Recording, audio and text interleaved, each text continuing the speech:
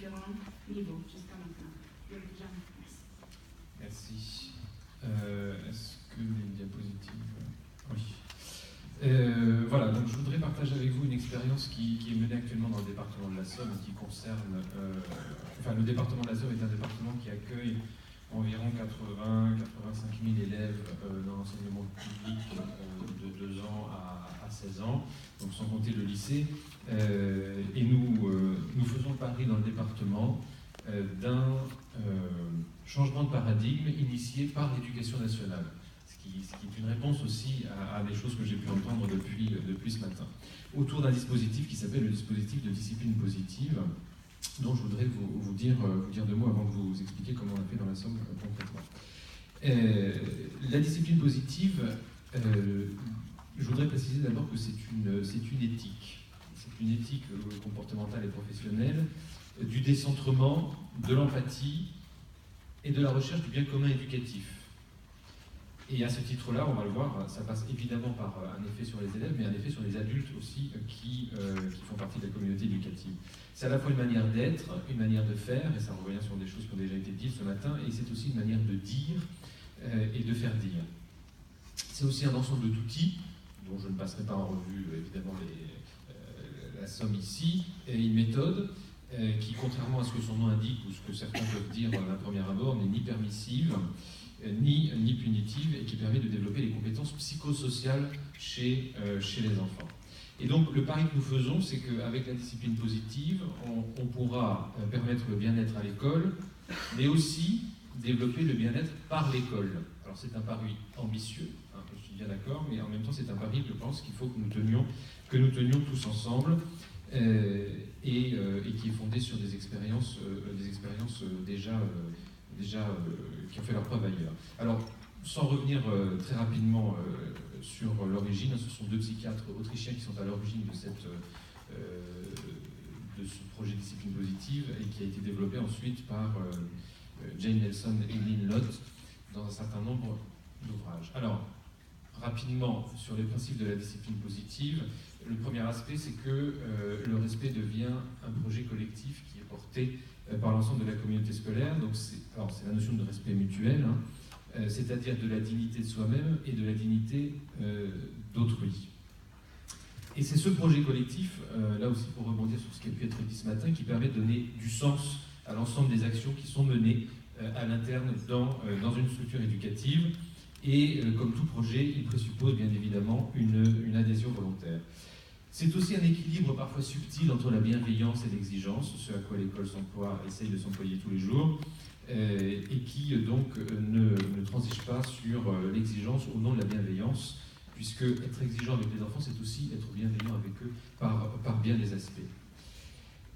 C'est aussi une démarche qui permet de faire prévaloir la recherche de solutions sur les punitions et les sanctions, quand on est confronté à des problèmes ou à des difficultés. Et je peux vous assurer que dans le système éducatif français, nous sommes encore sur des réflexes de punition et de sanctions, et ça demande beaucoup d'énergie.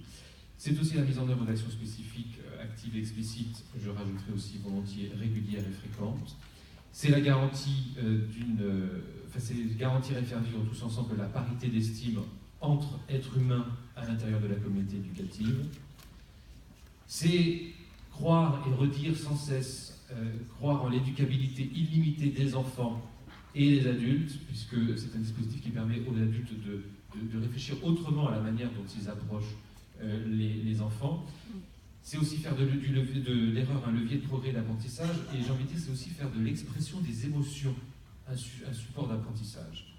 Et enfin, c'est mettre en œuvre une formation globale et systémique. Dans la Somme, depuis 2 ans, nous avons formé un peu plus de 300 personnes qui sont d'abord les personnels d'encadrement de l'éducation nationale.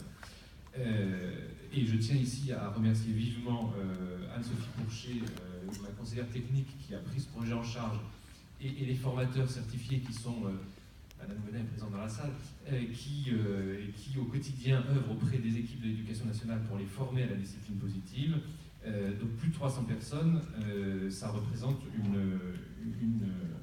un déploiement important, puisqu'ils sont répartis dans une trentaine, un peu plus de 30 structures éducatives dans le département. Alors, les effets de la discipline positive, bon, évidemment, le premier effet, c'est de développer des compétences psychosociales dont les enfants ont largement besoin, mais dont les adultes aussi ont besoin de renforcer parfois l'expressivité. C'est le renforcement de la confiance en soi et de l'estime de soi, hein, dans une continuité en quelque sorte avec le réseau des crèches Babylou, et puis une continuité avec des préceptes antiques, hein, c'est le connais-toi toi-même finalement pour mieux connaître les autres. C'est le développement de la responsabilité et de l'autonomie individuelle qu'on essaie de ne pas perdre au fur et à mesure de l'avancée en âge de l'enfant, ce qui n'est pas une mince affaire du côté des adultes. Le renforcement de la cohésion de groupe et de la coopération dans la classe, dans la cour, mais aussi dans l'ensemble de l'école ou du collège, pour développer le sentiment d'appartenance, c'est in fine évidemment favoriser la réussite scolaire, assurer la sérénité de nous, ce qu'on appelle le climat scolaire et qui comprend les parents. À ce titre d'ailleurs, nous formons aussi des parents, nous avons des groupes avec des parents en partenariat avec le conseil départemental pour que la formation soit réellement complète. Et enfin, et je crois que cette notion est absolument fondamentale et centrale, garantir et fonder la démocratie scolaire, avec deux aspects. L'un, c'est la garantie de la liberté individuelle, et en même temps, dans un cadre d'ordre collectif, mais qui est aussi la garantie de l'expression de la liberté individuelle.